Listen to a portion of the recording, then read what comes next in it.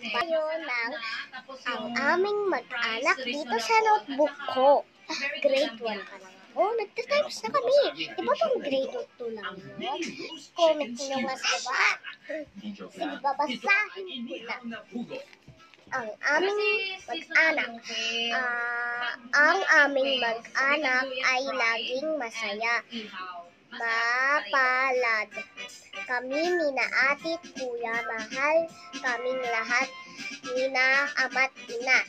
Mayroon ba kayong ganitong pamilya?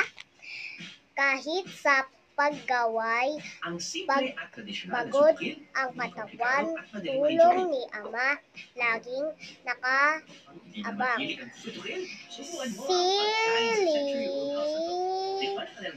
Ranin ni ate, nalulunasan sa tulong ni inang laging nakalaan. Yun lang guys, basahan ko kayo ng alituntunin. Sabi na ba alituntunin? Bye bye! Yun guys!